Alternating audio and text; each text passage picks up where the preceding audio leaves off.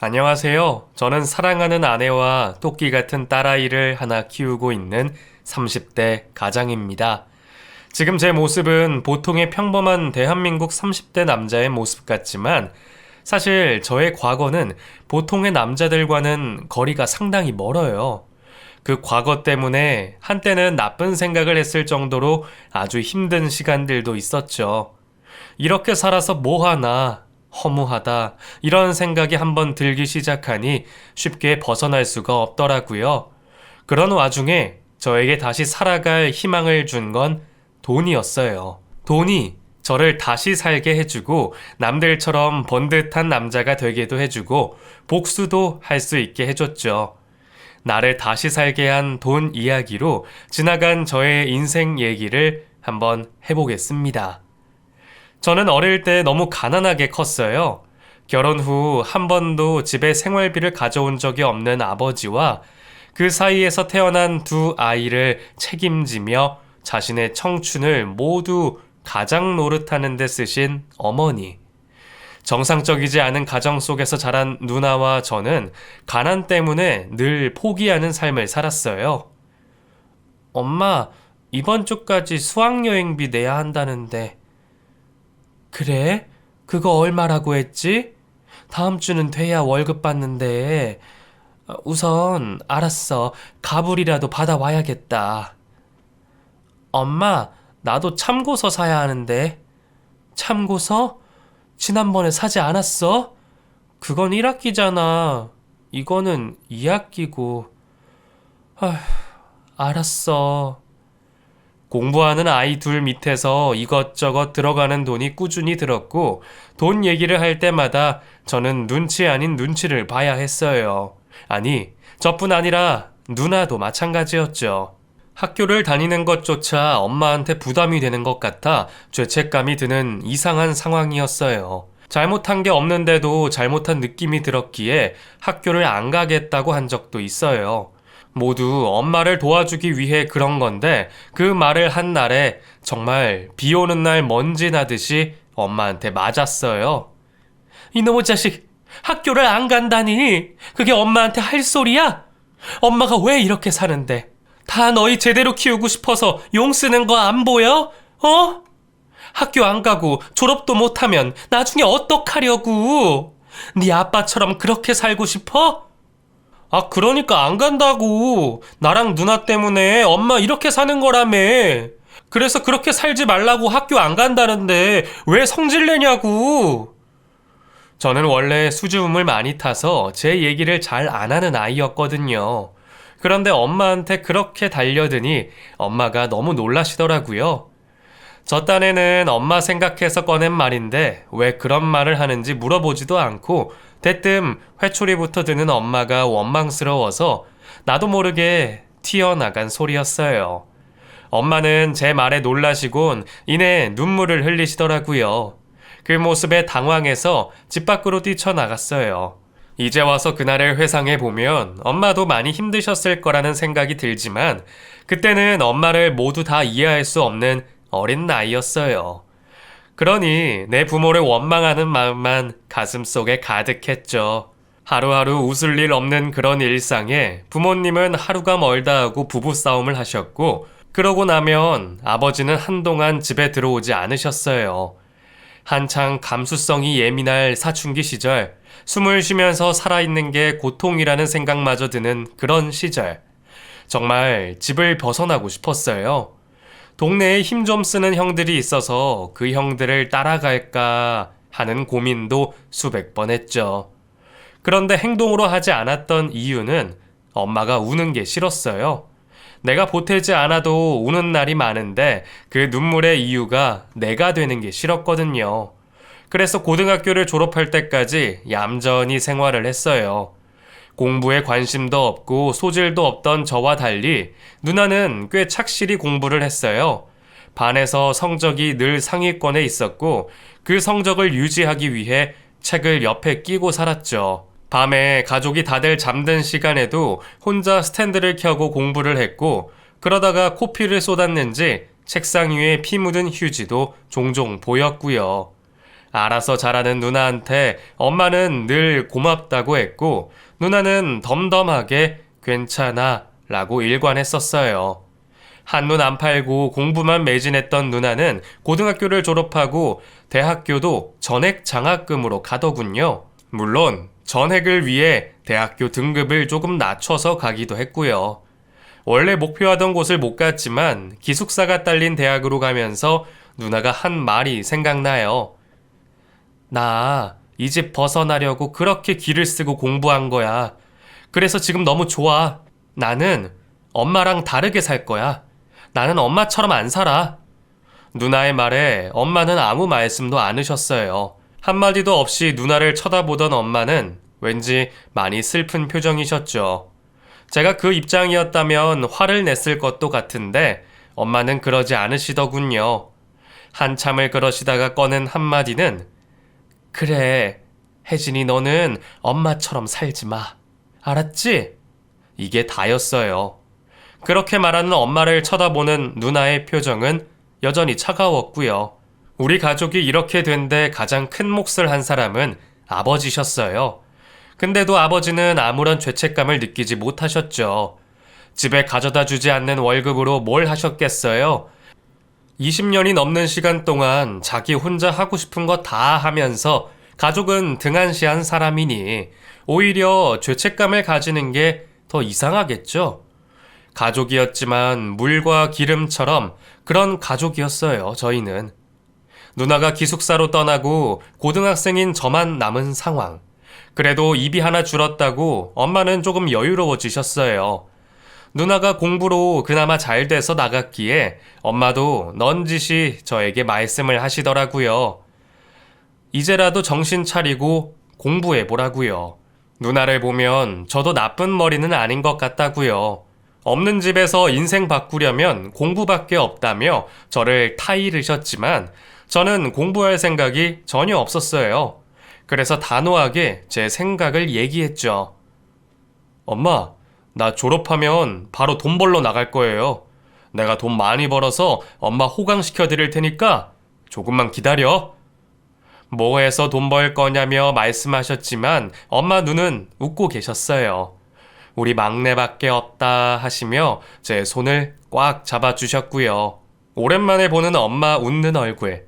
그 얼굴을 또 보기 위해서라도 진짜 돈을 많이 벌어야겠다고 다짐했죠. 드디어 고등학교를 졸업하고 저는 그 결심대로 바로 사회에 뛰어들었어요. 하지만 세상이 내 맘대로 안 된다는 걸 곧 알고 맙니다. 인문계 고등학교를 진학했던 저는 아무런 기술도 없었고 변변찮은 자격증도 없었어요. 능력이 없으면 공장에라도 들어가서 일하면 됐는데 공장에 취직할 생각은 못하고 동네 형들 따라다니면서 잡일들을 하며 푼돈벌이를 시작해요. 얼마 되지도 않는 돈을 벌면서도 처음으로 벌어본 돈이 얼마나 크게 느껴졌는지 모릅니다. 엄마는 막내가 그렇게라도 가게에 보탬이 되려 하는 노력을 정말 고마워하셨어요. 그러면서도 계속 재수해보는 게 어떻겠냐고 권하긴 하셨지만 슬쩍 떠보시고는 제가 싫다고 하면 더는 강요하지 않으셨죠. 처음엔 크게 느껴졌던 푼돈도 두세 번 돈을 받아보니 모자란다는 느낌이 들어서 다른 일로 갈아탔어요. 동네에 친하게 지내는 형이 있었는데 이 형도 직장 없이 단기로 일하면서 생활하는 사람이었거든요.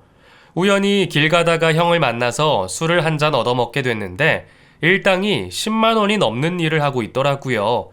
물론 일을 가리지 않고 하긴 했는데 이미 그쪽으로 일을 몇 년 해서 일거리를 받아오는 루트가 있더라고요. 저는 그 형에게 부탁을 했고 형은 흔쾌히 저를 받아줬어요.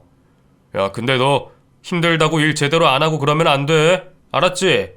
야, 그럼 나도 일거리 끊긴단 말이야. 그럼요. 형이 시키는 건 다 할게요. 아, 사람 때리는 건 빼고요. 이 자식, 그런 건 안 시켜. 네, 그럼 열심히 할게요. 그렇게 형을 따라다니면서 용역 일을 하게 됐어요. 거의 땜빵 수준의 일거리였지만 일당이 세다 보니 할만했죠. 건설 현장 일용직, 행사장 알바, 물건 배달 업무 등등 가리지 않고 일을 했고 주머니에 들어오는 돈마다 통장으로 직행을 해서 모았어요. 그 돈으로 가끔 누나 용돈도 주고 엄마 생신 때도 챙겨드리면서 저한테는 쓰는 돈 없이 모으기만 주구장창했어요. 그러다 보니 3년 동안 7천만 원이라는 종잣돈을 모으게 됐죠. 처음으로 가져본 목돈이 얼마나 귀했겠어요. 일이 힘들고 피곤한 날에는 통장에 찍힌 그 돈 생각만 해도 미소가 절로 나오고 그랬어요. 그 통장이 저에겐 희망이 된 거죠. 그러다가 그 동네 형이 고깃집을 차리게 됩니다. 야, 호준아, 너 이제 우리 가게 와서 일해라. 내가 장사하는 거 다 알려줄게. 장사요? 그래, 야, 우리가 언제까지 이런 일용직 알바만 하겠어? 이제는 우리도 자리를 잡아야지. 저보다 10살이나 많았던 형은 그동안 온갖 일을 다 해봤다고 하더라고요. 결국 돈을 벌려면 자기 장사를 해야 한다면서 저더러 같이 하자고 했고, 3년간 따라다니면서 배울 점이 많았던 저는 흔쾌히 형의 가게에서 일을 하기로 했죠. 형은 야식을 전문으로 하는 고깃집을 차렸는데 배달 위주로 장사를 할 거라고 했어요. 돈을 벌려면 홀도 있고 좀 번듯하게 해야 되는 거 아니냐고 물었더니 규모가 클수록 유지비가 많이 든다면서 괜히 허울만 좋을 수도 있다더라고요. 그래서 저희는 야간에 배달을 전문으로 하는 식당을 열었어요. 음식 장사가 왜 손이 많이 가잖아요. 그리고 배달 전문이라도 음식 맛이 있어야 한다며 형은 제법 진심으로 요리를 했고요. 근데 형이 말한 대로 음식 맛이 있으니 장사가 제법 잘 됐어요. 배달 전문이라 직원도 저와 배달하는 친구 딱 2명만 데리고 했으니 인건비도 많이 안 들고요. 거기서 진짜 많이 배웠어요. 제가 평생을 먹고 살아가는데 필요한 기술을 그 형한테 다 배웠다고 해도 과언이 아니었죠. 게다가 형은 3년 정도 그 일을 하고는 그동안 번 돈으로 필리핀으로 떠났는데 그러면서 가게를 저에게 넘겨주고 갔어요. 물가가 10배나 싼 그곳에 가서 제대로 장사를 해보겠다며 겁도 없이 타국으로 떠났죠. 형이랑 헤어질 때 얼마나 울었는지 모릅니다. 마치 친형처럼 따랐던 사이였기에 헤어짐이 너무 아쉬웠어요. 형은 혼자서도 가게 운영 잘 할 거라며 응원을 해주고는 그렇게 떠나버렸어요. 그렇게 타이로 23살에 장사를 처음 시작하게 됐어요.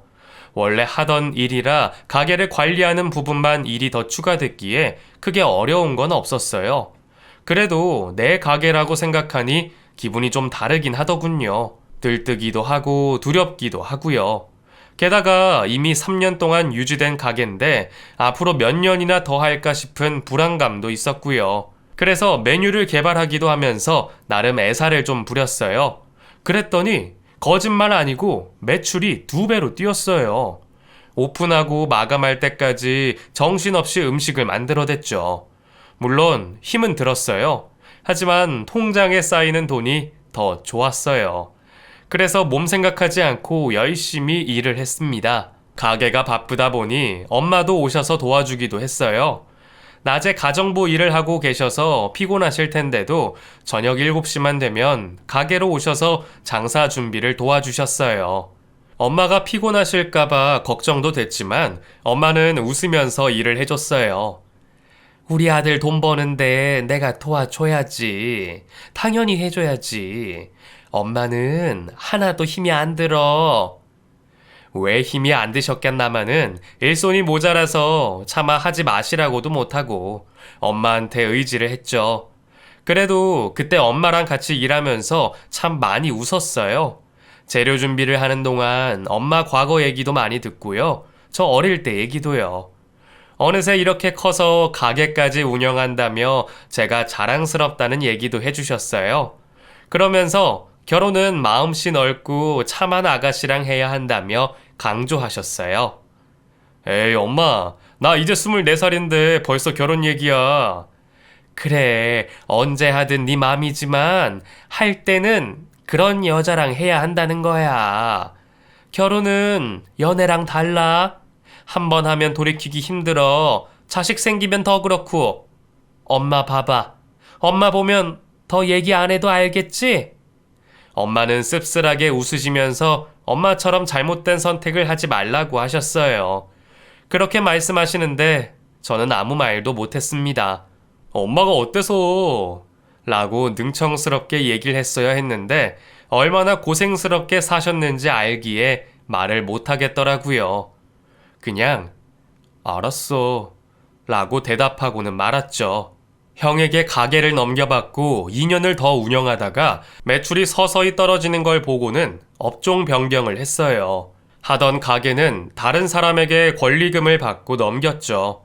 그간 모은 돈에 가게 판 돈, 권리금까지 다 합하니 꽤 돈이 되더라고요. 그걸로 막창집을 새로 개업했어요.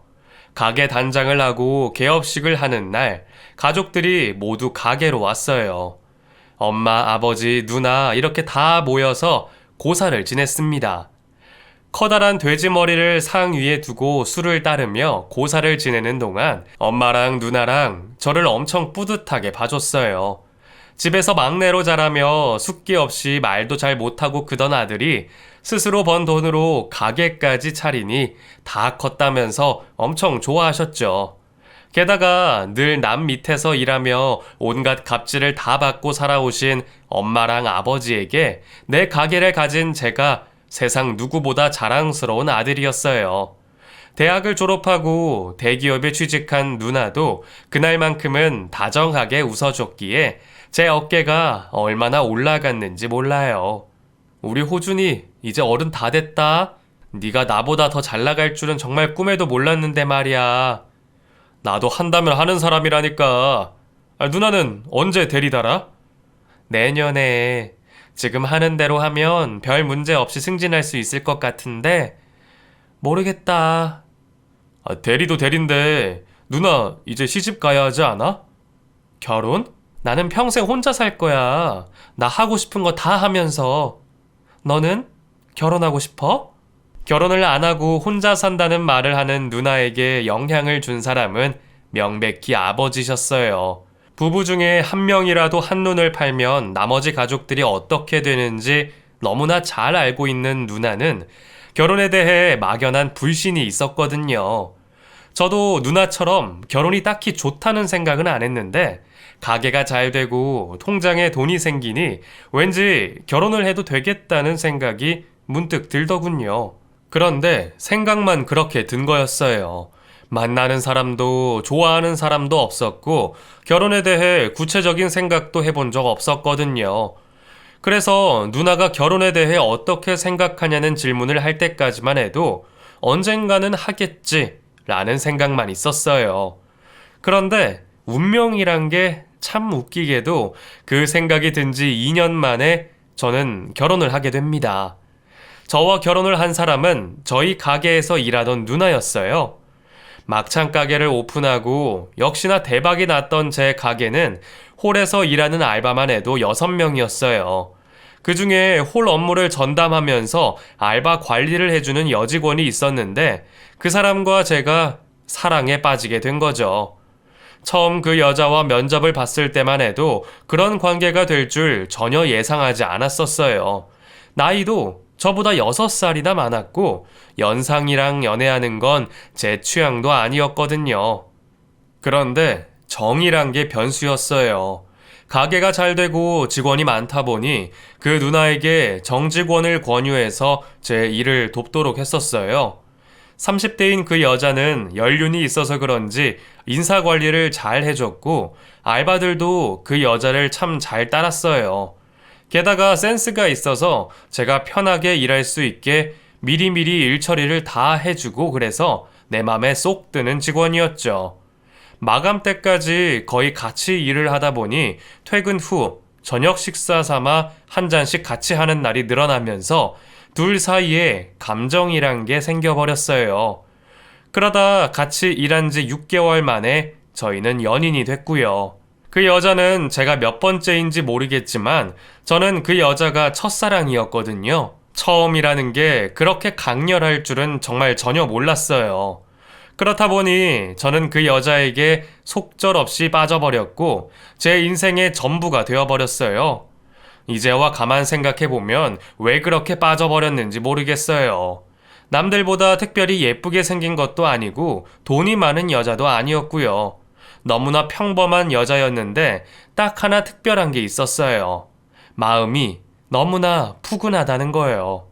그 여자랑 연애를 하면서 한 번도 싸운 적이 없었거든요. 싸울 거리가 있어도 모두 얘기로 풀어낼 수 있는 노련함이 있었어요. 그렇다 보니 그 여자와 있으면 제 마음이 편해지는 거죠. 아마 엄마에게서 느끼는 그런 안락하고 편안함이 저를 빠져나올 수 없게 했던 것 같아요. 저보다 6살이나 많은 여자, 게다가 가게에서 저랑 같이 일하는 직원이라 가족들은 저희가 연인 사이라는 걸 아무도 눈치채지 못했어요.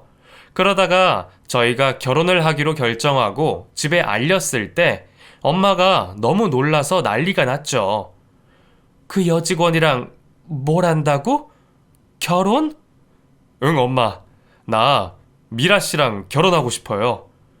너보다 6살이나 많다며. 아직 30도 안 된 놈이 6살이나 많은 여자랑 결혼을 한다니 말이 되니? 나이가 무슨 상관 있어요. 내가 좋으면 됐지. 너 군대는 어쩌려고.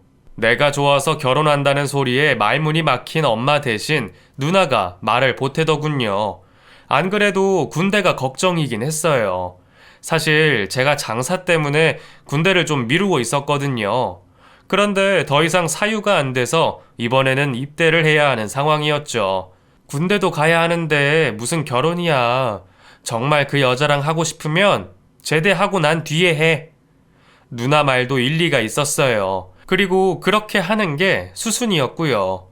그런데 그 여자는 불안하다면서 결혼을 하고 군대를 가라고 저를 설득하더군요. 아무래도 결혼이라는 제약이 있으면 저도 안심이 되고 그 여자도 안심이 될 거라면서 얘기하는데 묘하게 그 말에 설득이 되고 말았어요. 결국 저는 엄마와 누나가 반대하는 결혼을 입대 전에 해버립니다. 당시 저는 그 여자와의 핑크빛 미래에 들떠 있었어요. 결혼은 로망이 아니라 현실이라는 걸 크면서 다 알아놓고 멍청하게 나는 다를 거라고 생각하고 만 겁니다. 아니, 나는 다른 게 아니라 그 여자와의 결혼 생활은 다를 거라고 착각을 하고 있었던 거죠. 제가 그렇게 생각을 하게 된 건 그 여자의 새치 현올림의 영향이 컸고요. 이미 머리가 굵어버린 아들의 결정을 엄마가 업기는 역부족이었어요. 누나도 마찬가지였고요. 가족이라는 이름으로 저에게 정말 많은 충고를 해줬지만 이미 귀와 눈이 멀어버린 저는 그 말들을 귀담아 듣지 않았고 결혼 때문에 신혼집으로 아파트도 장만하고 입대하기 전 가게도 그 여자에게 맡기고 맙니다. 지금 돌아보면 고양이에게 생선을 맡긴 꼴이나 다름없는 모양새지만 당시에는 전혀 몰랐어요. 내 아내가 고양이일 줄은 손톱만큼도 의심하지 않았습니다. 결혼한 지 얼마 되지 않은 신혼부부를 강제로 떨어뜨린 군대는 사랑하는 사람을 향한 그리움 때문에 더 혹독했어요. 낮 동안 고된 훈련을 마치고 잠자리에 들면 머리를 대자마자 골아 떨어져야 했지만 그 그리움 때문에 쉽게 잠들지는 못했어요. 그럴 때마다 그리운 일을 떠올리며 잠들었고 눈 뜨면 아내 얼굴부터 생각했었어요. 가끔 면회를 오거나 휴가를 나갈 때면 떨어지기 싫어서 더 발버둥 쳤죠. 사람을 이렇게도 좋아할 수 있구나. 처음으로 그런 생각을 했어요. 모두 그 여자를 만나고 난 뒤에 알게 된 느낌이었죠. 그 여자를 참 좋아했습니다. 그래서 전혀 의심하지 않았어요. 그 여자도 나와 같을 거라고 참 순진하게 믿었던 거죠. 이제 4일만 있으면 제대니까 며칠만 기다려, 자기야. 그럼 이제 드디어 우리 신혼을 제대로 즐길 수 있겠다. 그치? 말년 휴가를 나오고 복귀 전날 저희는 앞으로 우리 미래에 대해서 도란도란 얘기를 나눴어요. 아이는 몇 명을 낳을까? 막창 가게 매출이 점점 떨어지고 있었기에 또 어떤 장사를 해볼까? 여행은 어디로 갈까? 등등 서로 원하는 걸 하나씩 얘기하며 행복한 상상을 했죠. 제가 바라는 우리 가정을 얘기하면서 진짜 그렇게 이루어질 것 같다는 생각을 했어요. 그리고 그렇게 만들 자신도 있었고요. 저를 보면 해맑게 웃어주는 얼굴을 보면서 저와 같은 생각을 한다고 믿어 의심치 않았죠. 하지만 그 믿음은 제가 제대하는 날 깨진 유리컵처럼 산산조각이 나고 말았어요. 제대를 하자마자 저는 아내에게 전화를 걸었어요. 저는 제대하는 날 저를 데리러 올 줄 알았거든요. 약속을 한 건 아니었지만 혼자 은근 기대하고 있었는데 오지 않았더라고요. 저는 바로 핸드폰으로 전화를 했고 제대 소식을 전할 생각에 들떠 있었어요. 그런데 전화기가 꺼져 있다는 안내음만 나오고 도무지 전화 연결이 안 되는 겁니다. 너무 이상했어요. 그래서 가게로 전화를 걸어봤죠. 사장님 오늘 안 나오셨는데요? 그 여자를 찾았지만 오늘 나오지 않았다는 소리를 하더군요. 저는 혹시나 무슨 사고라도 났을까 싶어서 급하게 집으로 갔어요. 점심시간이 훌쩍 지났지만 밥을 챙겨 먹을 생각도 못하고 정신없이 집으로 갔죠. 그리고 가는 도중에도 계속 전화를 걸었지만 여전히 꺼져 있었고 어머니도 그녀의 행방을 모르고 있었어요. 집에 도착해 도어락의 비밀번호를 눌렀습니다. 그런데 이게 웬일일까요? 도어락 비밀번호가 맞지 않다는 거죠. 정말 하루 종일 이상한 일들 투성이었어요. 도어락 비밀번호를 몇 번이나 눌렀고 결국 경보음이 울리는 지경까지 됐어요. 경비실에서 사람이 왔더군요. 아니 지금 남의 집에서 뭐 하고 있습니까? 남의 집이라뇨? 여기 제 집인데. 자기 집이라면서 도어락 경보는 왜 울리게 해요? 제 대답에 이상한 걸 느낀 경비 아저씨는 곧장 관리실로 전화를 걸었고 확인을 해보니 저희 집이 어제 아침 이사를 갔다는 겁니다. 그것도 이 집은 매매를 하고요. 누가 제 뒤통수를 때리는 기분이었어요. 경비 아저씨가 하는 말을 믿을 수가 없었죠. 관리실로 뛰어가 전입대장을 보여달라고 했습니다. 그리고 확인할 수 있었어요. 그 여자가 우리 집을 팔았다는 것을요. 믿을 수 없어서 그 여자에게 다시 전화를 걸었어요. 얼마 전까지 꺼져 있다고 안내되던 전화는 없는 번호라는 안내로 바뀌어 있었고 모든 게 고의로 저질러진 일이라는 걸 확신할 수 있었죠. 내 통장, 내 집, 내 가게까지 모조리 다 잃고 말았어요. 집에 두고 간 제 인감 도장이 이런 상황을 가능하게 만들었더군요. 누굴 탓할 것도 없이 다 제 탓이었어요. 결혼했다고 마치 그 여자도 나와 같다고 믿어버린 제 순진함이 저의 모든 것을 잃게 만든 거죠. 저는 제대한 기쁨을 채 느낄 새도 없이 지옥으로 떨어진 기분이었어요. 당장 있을 곳도 없어서 본가로 들어가 한동안 그 여자를 찾으러 미친 듯이 돌아다녔어요. 먼저 그 여자의 엄마를 찾아갔어요. 홀어머니라 혼자 살고 계셨는데 전화도 하지 않고 무작정 찾아갔죠. 마침 집 앞에서 만났는데 막 집에 들어가는 사람을 다급하게 잡고 인사를 했어요. 장모님! 아, 어서 오게. 미라 어디 갔습니까? 여기 있어요? 응? 미라? 미라 집에 있겠지. 왜 여기서 찾나? 저는 장모님께, 아니, 그 여자 엄마에게 상황을 설명했어요. 그랬더니 놀라서 말을 잘 못하고 제 눈치를 계속 보더군요. 그러더니 곧 뭔가 결심을 하고는 말을 했습니다. 저기, 실은 미라 내 딸 아니야. 딸이 아니라는 고백에 저는 말문이 막혔어요. 미라, 내가 옛날에 일하면서 알게 된 앤데 걔 부모 없어. 결혼해야 한다고 엄마인 척 한 번만 해달라 해서 어쩔 수 없이 미안하게 됐어. 아는 지인에게 엄마인 척 연기를 해달라고 부탁을 했다는 소리에 말문이 막혔어요. 걸려도 단단히 걸렸구나 싶은 생각에 빠져나갈 구멍도 없다는 느낌이 들었고요. 결혼 전 소개를 받았던 친구들도 다 찾아가 봤지만 누구 하나 그 여자의 행방을 아는 사람이 없었습니다. 게다가 다들 하나같이 친한 사이가 아니라고 했어요. 그저 같이 일하면서 연락처를 주고받은 정도의 가벼운 사이들이었고 당연히 그 여자에 대해 깊이 아는 사람은 아무도 없었죠. 처음부터 작정하고 접근한 사람인데 멍청하게 의심 한번 하지 않았으니 이 모든 일을 꾸미는 건 식은 죽 먹기처럼 쉬웠을 거라는 생각이 들었어요. 모조리 갖고 도망가라고 밥상을 차려준 거나 다름없었죠.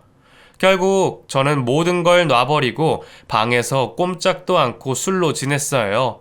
가족들은 뒤늦게 상황을 알고 경찰서에 신고를 했지만 이미 종적을 감춘 사람을 당장 찾을 수 있는 방도가 없었어요. 게다가 제 인감을 들고 있었던 상황이라 사기를 쳤다는 것을 입증까지 해야 하는 상황이었고요. 술로 하루하루를 보내면서 스스로가 너무 한심해 속이 뒤집어질 것 같았어요. 어쩜 이렇게도 순진하게 당할 수가 있는지.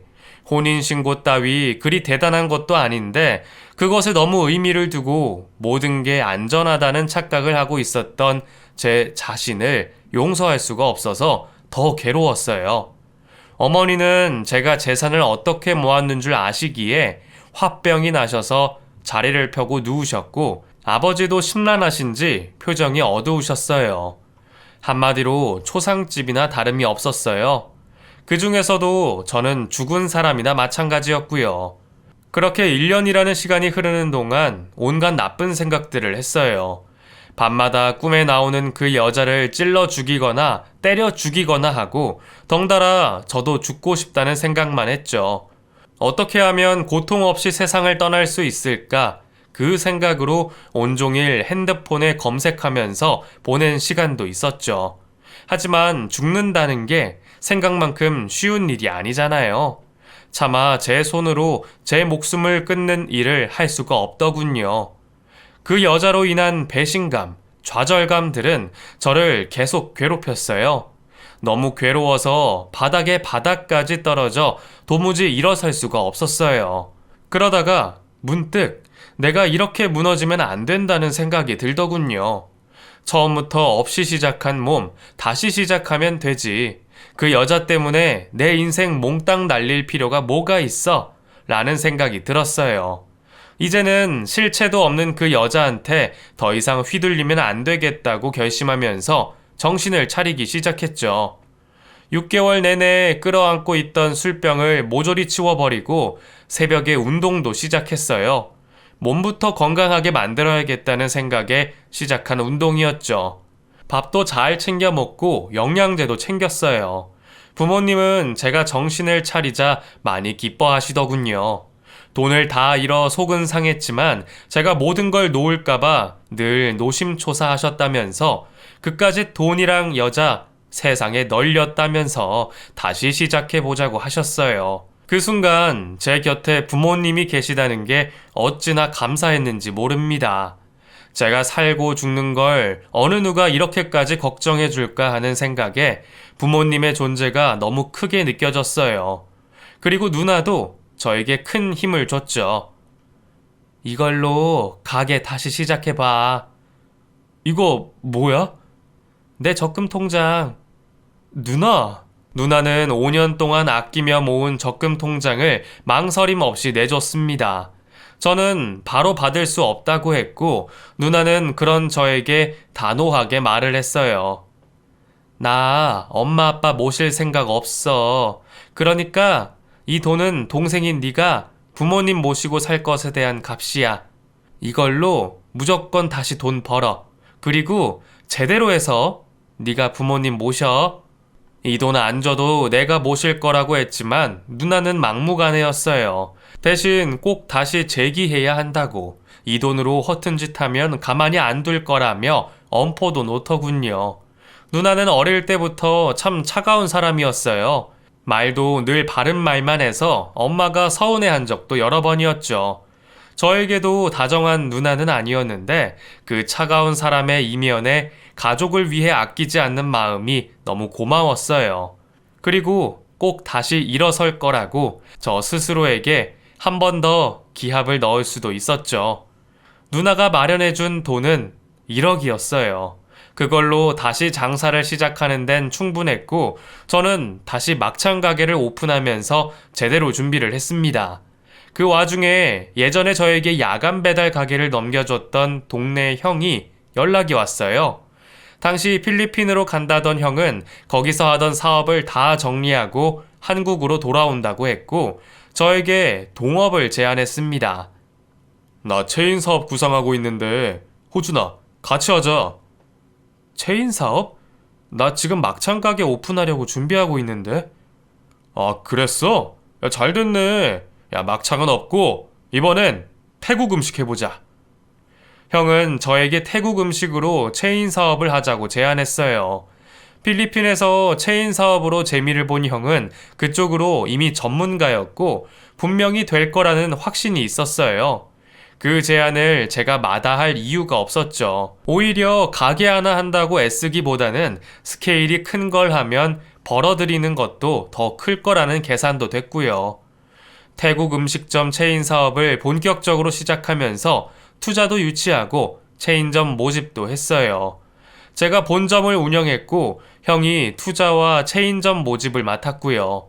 SNS 홍보도 대대적으로 했는데 때마침 태국 음식이 유행을 타던 시기라 체인점 모집에 사람들이 순식간에 모였어요. 일이 잘 되는 만큼 몸이 2개라도 모자랄 정도로 바쁘기 시작했죠. 잠도 대여섯 시간만 자면서 일에 몰두했고 식사도 때맞춰 먹기 힘들 정도로 정신없는 시간들이 흘렀습니다. 결국 저희의 체인 사업은 대박을 치게 됐어요. 멋지게, 정말 멋들어지게 재기에 성공했죠. 내 뒤통수를 치고 가져간 그 돈과는 비교도 안 되는 돈이 생겼어요. 그걸로 부모님 집과 제 집을 하나씩 사고 누나에게는 차를 한 대 선물했습니다. 그러고도 통장에 돈이 남아 있었고 매달 적지 않은 돈이 제 통장으로 들어왔어요. 부모님은 물론 누나도 저의 성공을 누구보다도 기뻐했어요. 그동안 가족들이 저를 믿어줬기에 다시 시작할 힘을 가질 수 있었던 저도 모든 공을 가족에게 돌렸죠. 우선 엄마 아버지가 다니는 직장부터 그만두시라고 했어요. 평생을 가족을 위해 애쓰셨으니 그만 편하게 지내시라고 했죠. 시간도 돈도 여유가 생긴 부모님은 예전보다 사이가 더 좋아지셨고 얼굴도 많이 밝아지셨어요. 그리고 누나는 직장에서 해외로 파견을 지원해서 해외에 나가게 됐어요. 그동안 커리어 우먼이 되는 게 목표였던 누나는 더 큰 무대에서 자기 실력을 뽐내고 싶어 했기에 너무나 좋은 기회가 됐죠. 그리고 저도 새로운 여자를 만나게 됐어요. 솔직히 너무 심하게 뒤통수를 맞은 터라 다시 연애가 될까 하는 의심이 있었어요. 그런데 다시 만나게 된 여자는 신원이 아주 확실했기에 믿을 수가 있었죠. 바로 저와 동업을 하는 은인 같은 형의 여동생이었거든요. 첫 번째 결혼 때와 마찬가지로 같이 일을 하면서 그 사람을 다시 보게 됐어요. 어릴 때 같이 어울린 적도 있었던 그녀였기에 편하게 시작된 관계가 어느새 무르익어 연애까지 하게 됐거든요. 볼수록 사람이 진국이었고 진솔했어요. 그래서 오히려 쉽게 마음을 줄 수가 있었죠. 저희는 2년간 연애를 했고 저의 프로포즈로 결혼을 하게 됐어요. 물론 전 부인과는 이혼 소송으로 이혼이 성사된 상황이었고 그녀에게 실패한 결혼 생활에 대해 숨기는 것 없이 모두 밝히고 결혼을 했죠. 아내는 저의 과거를 자신의 일처럼 마음 아파했어요. 함께 울어주기도 하는 그녀를 보며 이제야 진짜 짝을 얻었구나 싶더군요. 결혼을 하자마자 저희에게는 아이가 생겼고 이듬해 저는 세상에서 가장 사랑스러운 아이의 아빠가 됐어요. 그렇게 저는 제 인생의 완벽한 가정을 다시 만들 수 있었죠. 하던 체인 사업도 잘 되고 아이도 건강하게 쑥쑥 자라서 너무나 행복한 가정을 만들고 있을 때 뜬금없이 반갑지 않은 손님이 나타납니다. 바로 왼수 같은 전 부인이었죠. 외근을 갔다가 사무실에 들어왔더니 떡하니 손님용 소파에 앉아서 저를 맞이하더군요. 정신이 오락가락 하나 봐. 감히 내 앞에 얼굴 내미고 나타날 생각을 다 하고. 여보라니. 말 조심해. 지금 당장 경찰 불러서 끌려나가게 할 수도 있어. 그때는 내가 미안했어요. 우리 아이를 봐서라도 제발 날 용서해줘. 그 여자는 웬 아이를 하나 데리고 왔는데 갑자기 저더러 그 아이 아빠라고 하더군요. 물론 저는 그 말을 믿지 않았죠. 결혼할 때 저에게 소개시킨 모든 사람이 다 거짓이었는데 제가 그 아이 아빠라는 말을 곧이곧대로 믿었겠어요. 내 아이라고? 내가 그 말을 순순히 믿을 것 같아? 믿지 않아도 사실이야. 그때 그렇게 당신을 떠날 수밖에 없었던 이유가 있었다고. 갑자기 눈물을 흘리며 제 앞에서 무릎을 꿇는 여자. 그러면서 제 바짓가랑이를 잡으며 헛소리를 짓거리기 시작했어요. 당시에 협박을 당하고 있었어. 내가 사채가 있었는데 사채업자들이 돈을 안 갚으면 나를 술집에 팔아 넘긴다잖아. 그런데 뱃속에는 아이가 있었고, 당신은 내가 치가 떨리겠지만 그게 내가 할 수 있는 최선이었어. 질질 짜면서 상황을 설명했지만 저는 하나도 믿지 않았어요. 얘, 당신 아이 맞아. 얼굴이 이렇게 똑같은데 아니라고 할 수 있어? 아이 이름 지연이야. 당신 성을 따서 임지연. 아이는 저를 초롱초롱한 눈으로 쳐다봤고 안녕하세요 아빠 라고 했습니다. 혼란스러운 상황에 저는 구역질이 날 것 같았어요. 내 스스로 목숨까지 끊을 생각을 하게 했던 여자가 내 아이를 혼자 낳았다면서 데리고 나타난 상황이 정말 현실감이 없더군요. 저는 바쁘다고 하면서 그 여자를 일단 보냈어요. 그리고 그 아이가 마셨던 주스잔을 챙겨서 친자 검사를 의뢰했죠. 검사 결과가 나오는 동안에 정말 별의별 생각이 다 들더군요. 정말 내 아이가 맞아도 문제, 아니라도 문제였어요. 다시 나타나 저를 이렇게 뒤흔드는 그 여자가 정말이지 원망스러웠어요. 피가 마르는 시간이 흘러 드디어 의뢰한 검사 결과가 나왔고 결과는 당연히 친자가 아니다 였어요. 저는 그동안 저 깊숙이 묻어둔 분노가 머리 끝까지 차오르는 걸 느꼈어요. 그 여자에게 만나자고 했습니다. 그리고 다시 만났을 때 사정없이 따귀를 날렸어요. 아! 저보다 약한 여자였지만 그동안 모든 걸 참아준 저를 위해 따귀 한 대를 때려야겠더군요. 내가 그렇게 만만해? 그동안 연락 한 통 없이 잠적해 있다가 갑자기 나타나서 내 아이라고 하면 좋다 하고 받아줄 줄 알았어? 너 실수한 거야, 어? 한 번 숨었으면 죽을 때까지 숨어서 살았어야지. 뭘 믿고 다시 나타난 거야? 왜 때려? 네가 뭔데? 너 이거 폭행죄로 신고할 거야. 신고해. 나도 너 고소했어. 곧이어 도착한 경찰에게 그 여자는 양팔을 붙잡혔어요. 그 여자가 오기 전에 이미 경찰에 사기죄로 고소를 한 상황이었거든요. 발버둥을 치며 따라가지 않으려고 하는 그 여자의 뒷모습을 보면서 얼얼한 손바닥이 얼마나 통쾌했는지 모릅니다. 나중에 경찰 조사를 보니 제 돈을 몽땅 가져가 흥청망청 다 쓰고 사채빚까지 져서는 다시 저에게 빌붙으려고 나타난 거더군요. 멍청해도 그렇게 멍청할 수 있는 건지. 그 시절 얼마나 제가 만만하게 보였으면 다시 그랬을까 싶기도 하고 전후 사정을 다 알고도 참 씁쓸하더군요. 지금 그 여자는 교도소에 수감 중입니다. 자기가 지은 죄값은 다 치르고 나와야겠죠. 그리고 지금의 제 와이프는 뱃속에 둘째를 임신한 중이에요. 첫째는 딸인데 둘째는 아들이라고 하네요. 건강하게 태어나길 바라는 마음으로 밤마다 뱃속 아이에게 동화책을 읽어주는 중입니다. 만약 인생의 바닥을 기고 있을 때 다 놔버렸다면 지금의 행복을 느끼지 못했을 거예요.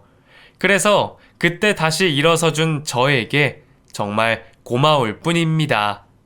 여러분도 모든 일은 다 흘러간다고 생각을 하시며 현재의 어려움 다 잘 극복하시길 바랍니다.